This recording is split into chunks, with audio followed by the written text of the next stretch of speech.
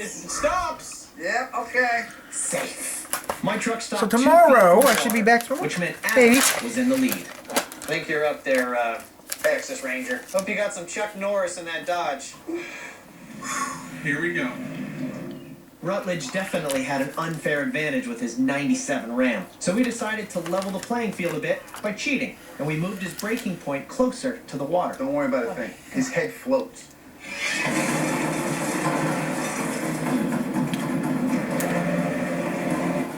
Get it up there. There you go. Get it up there. There it is.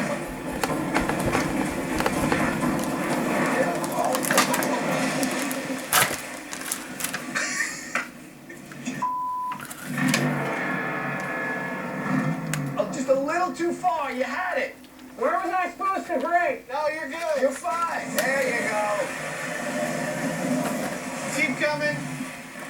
That is really. I don't know how something like that could happen. You guys went 30. 30? Yeah. I was over 30. 3-0.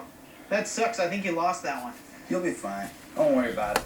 I'd shake it off and focus on the next one. Remarkably, Adam's 1,000-year-old Ford Zilla won the first challenge. But now, it was time for the next one. All right, gentlemen, the moment we have been waiting for. Alaska is home to the most brutal environment in America, where trucks routinely meet their fate in rivers, forests, crevasses, and ice, as well as on the road. You're now in Healy, Alaska, where Christopher McCandless famously went into the wild and died, by the way, actually. He died? Yeah, he did. To test the roadworthiness of your trucks, your next challenge is to drive 100 miles to Fairbanks. Okay, let's go. Do you really know how the guy died or no? He didn't have a bear belt. You don't know. Okay.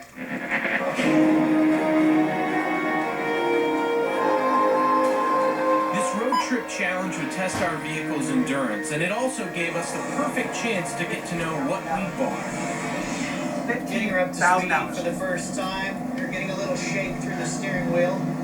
I've got a good 25 degrees of actual play in the wheel. Fan belt is squealing away, and we're going 46 miles an hour. This old Chevy, I mean, it's got 238,000 miles. That's a load. Rutledge has got a truck that either a high school football captain would drive or maybe Chuck Norris. Can you hear the tires?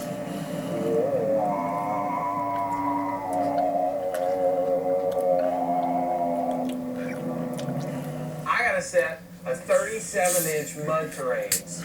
That's huge. I think that may be why I had a little bit of trouble stopping. Now, the tough thing for Dodge is they haven't always done really well with their truck sales. In '93, they sold less than 100,000 trucks. So that's when they decided to totally redo it, launched a completely new Ram for '94. The highest number of trucks Dodge ever sold? 1996. And this was one of those 400,000. Adam's truck was built before I was born. I am driving a 1976 Ford F-250, and I'm yelling because it's very noisy.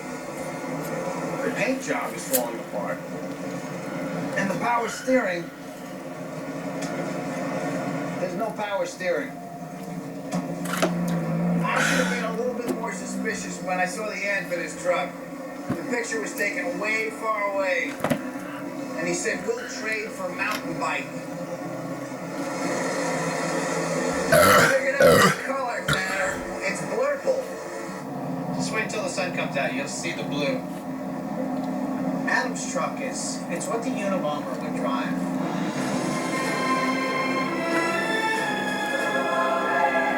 A lot like when we went to Detroit, I haven't seen any foreign cars up here.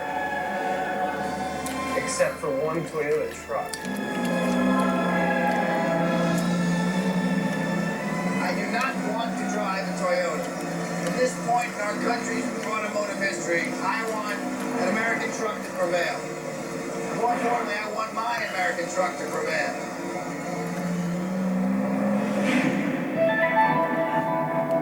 We headed north on a ribbon of asphalt, separating us from epic emptiness. To the west, Siberia. I know that's Derby, who cares? A vast nothingness. that some call Canada. Once you get beyond the trees and you can see a little bit of distance under the clouds, it is God's country. It's not conquered by man, certainly not by vehicles at all. After 4 hours, we made it to a gas stop. Things were going good, but something was just bothering me. Hold on, Rutledge's truck looks way too new, doesn't it? Get him, Adam! Get him, Adam! Oh, come on! That's what you get for buying a 97, Rutledge. Come on.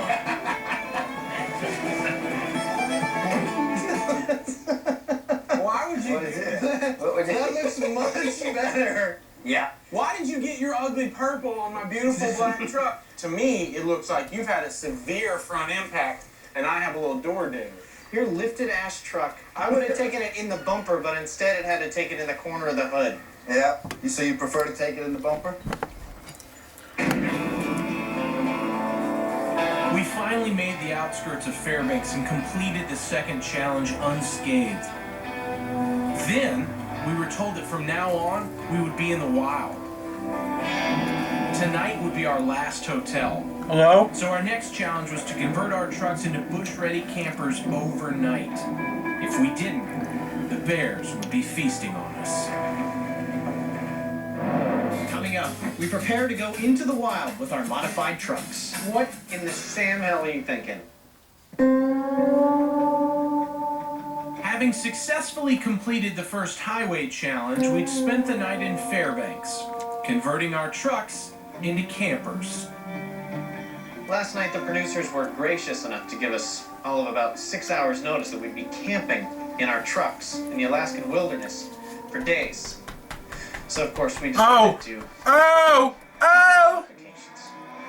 I created my camper definitely shell in the restricted. shape of a giant spoiler. It would keep me warm and dry, enhancing the already stellar performance of the Chevy Stepside. It was all about rugged simplicity. A bed, sleeping bag, coffee, of course, and this thing. This is on there. We're going to be off-roading through hell. I admit the paint fumes may have gotten me a little bit in the spoilers. I don't know what they're for. Maybe they'll scare the bears away. But if you're going to go out into Alaska with a truck and keep it tough, this is the way to do it. Oh my God. Really? Me? Did you have to kill a beaver for that? Rutledge Wood. What in the Sam hell are you thinking? It's a log cabin. I wanted to bring a little piece of home with me, so I wanted to be comfortable. This is my porch. Let's hang out here. Come on in. Hold on, I like to wipe my feet on the welcome mat. Wow. If you want to have a seat on my front porch, you know, every good Southern man likes to sit on the front porch, but look, I've got a mini bar, I've got a stove, complete with a stove exhaust. Oh, look at this. This way, I'm really one with the animals. I'm a Daniel Boone hat here. Your bed is about 5 feet long. You don't think I can fit in this bed?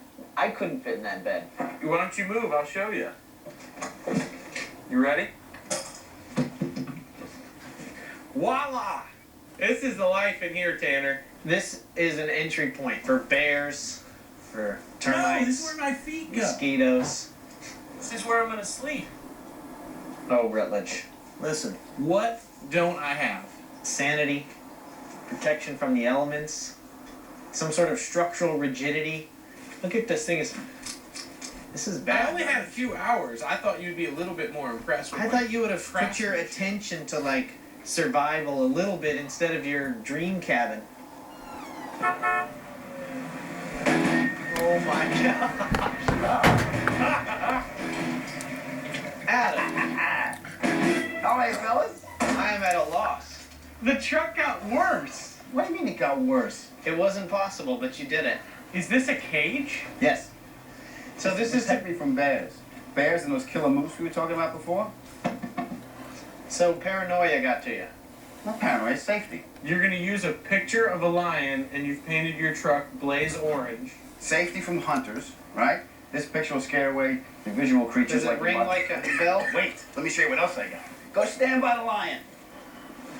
I'm not sure what to expect here.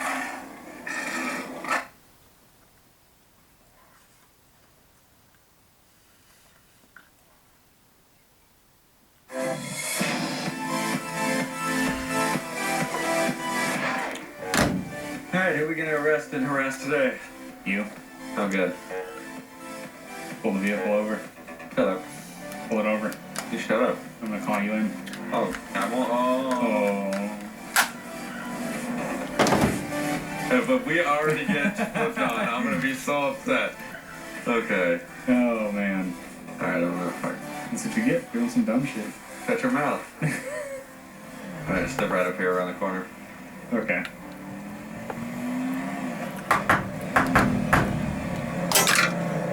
I'm tired. Oh, we're gonna get Yeah. pulled over in a Yeah, fucking there was a heartbeat. cop back here too. No. Yeah. Is he on me? No. Okay. I'm right behind the sieve. I'm gonna stay with him. There's What? another Civ behind me, I think. What the fuck? Yeah. Should I pull them over? I mean, if you want. They're in a black. They're in my car. The same Really? car. Yeah. That's weird. This guy just ran a stop sign. Stop sign violation in progress. Okay. Well, you deal with that. I'm gonna trail these guys. I don't know where to pull him over though. I don't want it to be jank. Oh, I think that's a cop. Oh, it feels so much better. Oh boy, here we go. Ladies and gentlemen, welcome to another episode of Junkyard Digs. I'm your host Kevin, and currently I'm in Palmdale, California. Now, I'm Donut Media with a project they're working on, and of course, if you come out to California, you can't just go home empty-handed because everything out here is so solid. With that being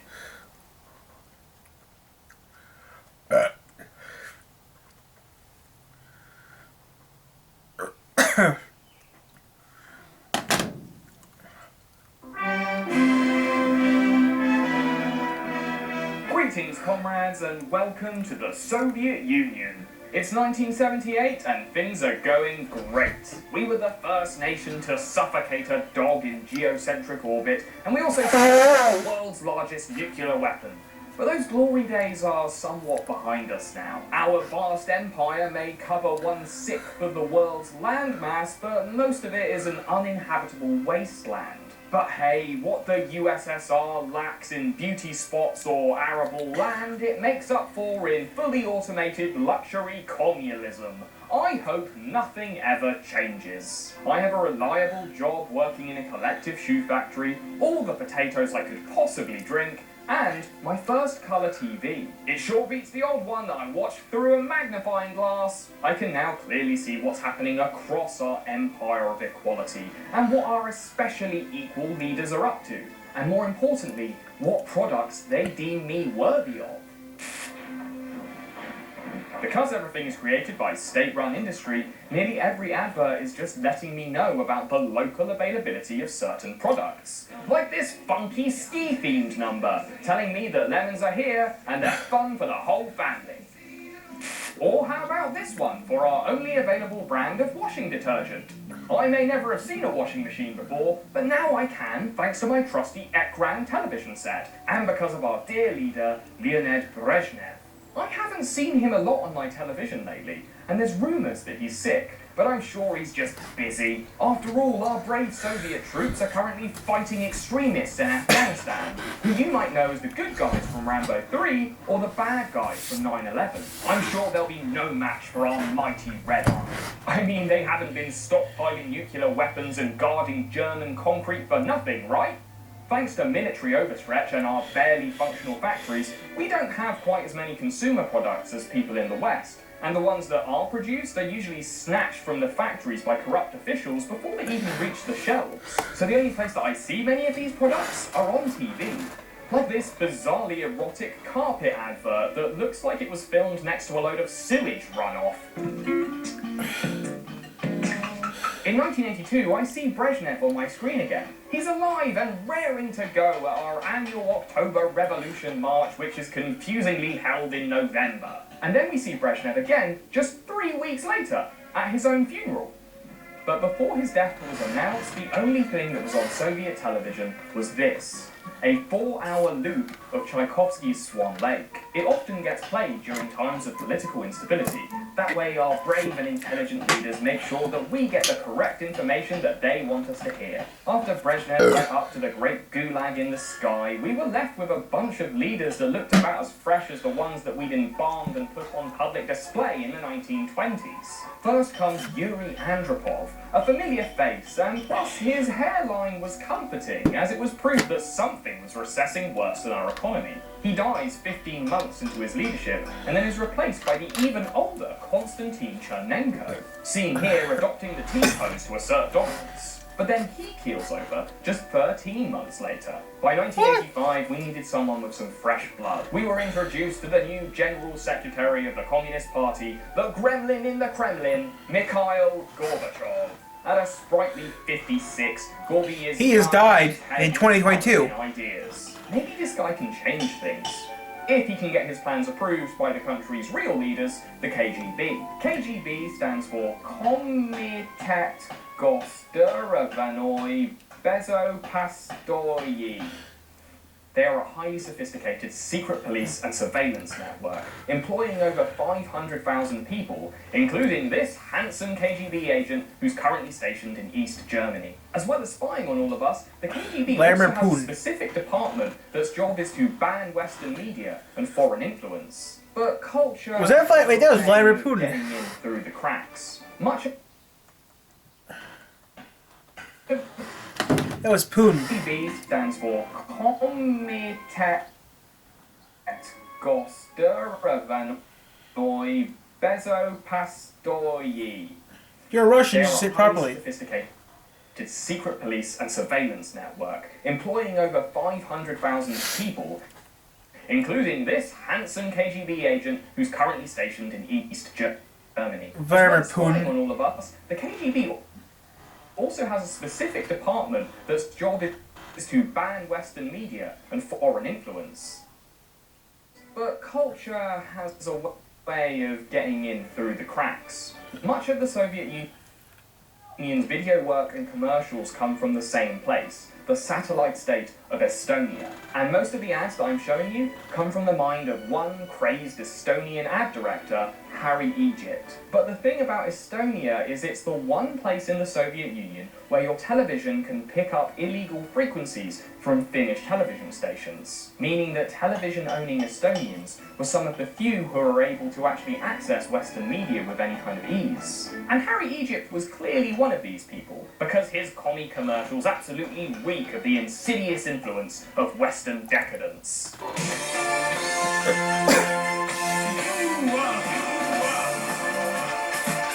What the fuck is this? But when Harry wasn't committing blatant plagiarism, he was at the local beach picking up models for his increasingly experimental commercials. Like this one, which is inexplicably trying to sell you shoe polish. My brain, my brain, my brain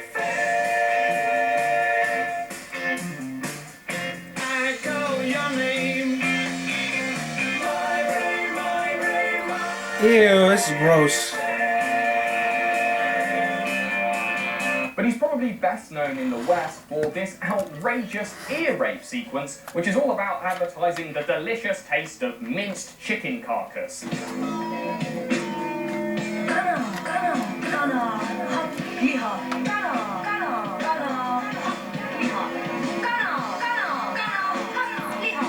Wasn't that great? And perhaps our hip young leader Mikhail Gorbachev was watching these commercials when he decided to bring widespread reform to our nation. It was already perfect, and he was about to improve it. The whole of the USSR got a light dusting of democracy, as a few party officials were directly elected for the first time. They don't have much responsibility, but they exist.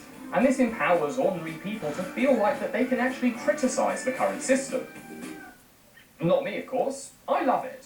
Gorbachev Go. also allowed a few foreign Good. firms to set up business in the Soviet Union. And by 1986, I can even see adverts for that dirty capitalist swill water known as Pepsi. But I wouldn't buy it, even if I could afford it. I'd rather just sit back, relax, and watch Russia's longest-running animated show, Well, Just You Wait, in which That's a what it's called? chain-smoking wolf attempts and fails to devour the same big-eyed bunny. Wait, but he's usually wait. outwitted. No way. You're actually talking about that show I actually watched a few episodes of in Russia? I can even What see feels up- adverts for that dirty capitalist swill water known as Pepsi. But I wouldn't buy it, even if I could afford it. I'd rather just sit back, relax, and watch Russia's longest-running animated show, Well, Just You Wait, in which a chain-smoking wolf attempts and fails to devour the same big-eyed bunny, but he's usually outwitted by our nation's superior manufacturing prowess or our honourable secret police. Hey, what's going on? An official announcement from the Council of Ministers. There has been an accident at the Chernobyl atomic power station. One of the atomic reactors was damaged. The consequences of the accident are being... Okay. I mean, I actually have watched that comic a few times. Just You Wait. I have seen that show a few times. It's supposed to be a parody of Roadrunner and Beastars, but you know, that's not a bad show. I've seen it. It's an okay show.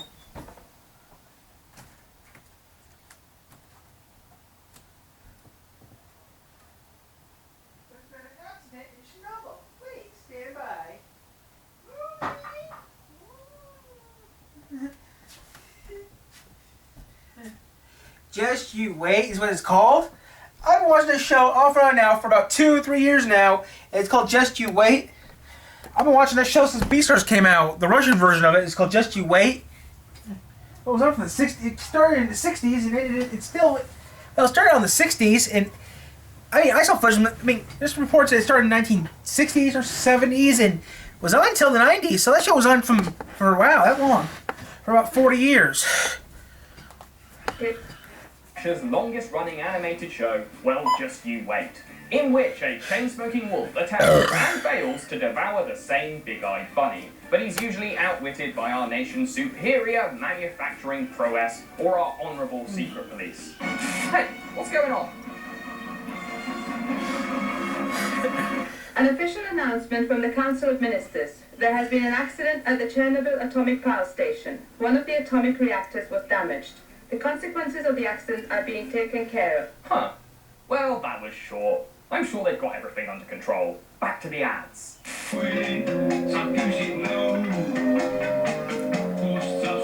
Water Buffalo. Council of Ministers. There has been an accident at the Chernobyl power station, and viewer actions are taking importance. What about Potato World? That show was good too, right? Yeah. Potato World! Potato World! Potato World! Potato World! Do do do do do do. Potato World! Potato World. B P E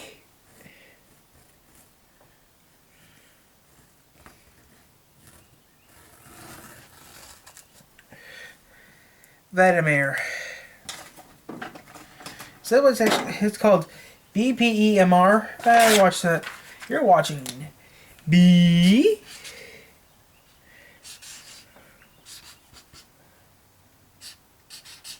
R. Vladimir. Vladimir. Vladimir. Vladimir. Vladimir. Vladimir. Vladimir. Chernobyl atomic power station. One of the atomic reactors was damaged. The consequences of the accident are being taken care of. Huh. Well, that was short. I'm sure they've got everything under control. Back to the ads.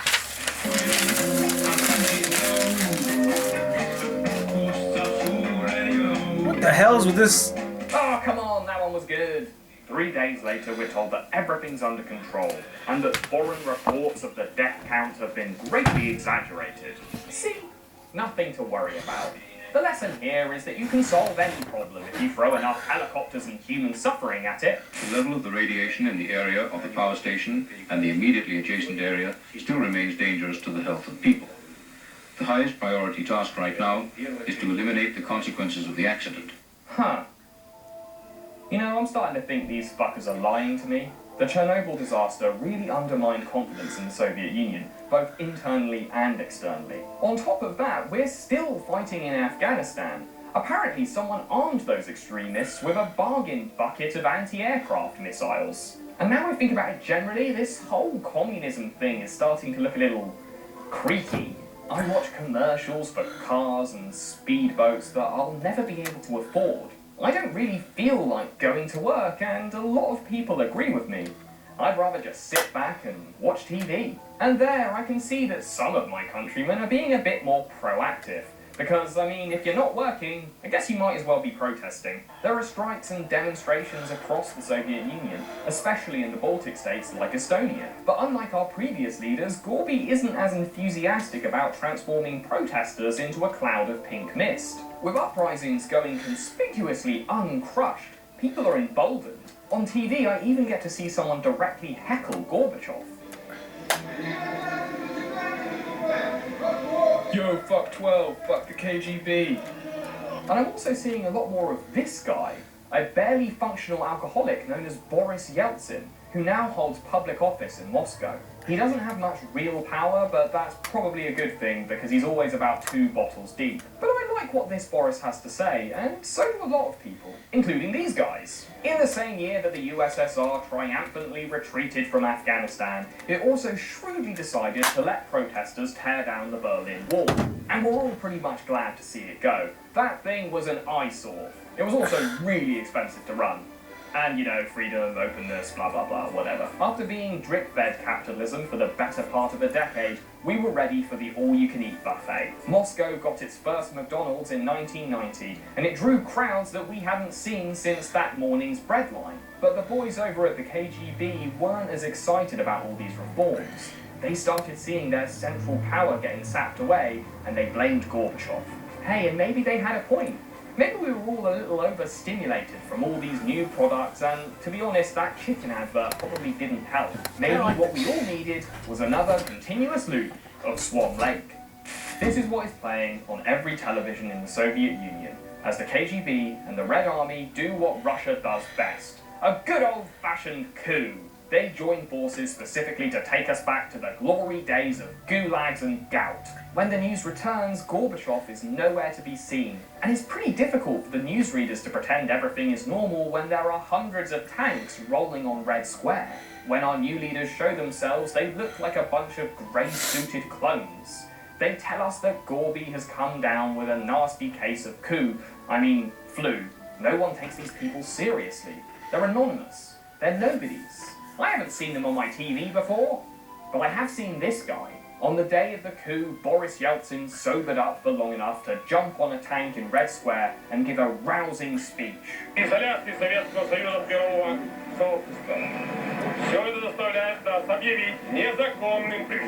He calls for an open-ended general strike to protest the coup, which suited me because I stopped going to work years ago. Just 3 days later, the coup fails. Gorbachev is back and he's appearing alongside Yeltsin, but everything is different now. The centre cannot hold. On Christmas Day 1991, it's over. Despite all his reforms, Mikhail Gorbachev resigns from office in disgrace. But he does get to live every underappreciated worker's dream and set fire to the whole place on his way out. He announces the dissolution of the Soviet Union and the rise of the Russian Federation. The Soviet flag is lowered from the Kremlin for the last time. I watched this ritual on TV and it's strange to outlive the country you were born into. Like watching the walls of your childhood bedroom dissolve into air. Surely, after this, nothing can be the same. Greetings, fellow capitalist pigs. Welcome to the Russian Federation. It's 1998 and things are going great. Our currency might be worthless, but we're propping up our economy by pumping dinosaur sauce out of Siberia and dumping guns off the coast of Liberia. I haven't been seeing much of our brave President Boris Yeltsin on TV recently. There's rumours that he's sick, but I'm sure he's just busy. The last time I saw him, he was getting loaded with some American pervert. Even the KGB got into the capitalist swing of things. Doing a successful rebrand in the mid-90s, they're now known as the FSB and are led by this guy. What's his name? Wait, actually, he's Prime Minister now. But life moves Vladimir Putin in capitalist Russia. We've now got more luxury brands than you can shake a stick at. Only the oligarchs can afford them, but at least I can see them on my new Japanese TV. And I can see commercials for pizza places like Pizza Hut. But I'll admit, I do have some nostalgia for the old days. Wait a minute, is that Gorby? It's you! Wow, life is good. What more could I possibly want? I hope Gorbachev is still living. He just died recently in 2022. Oh, I'm gonna watch this. Type 2 diabetes. Discover the power of 3 in the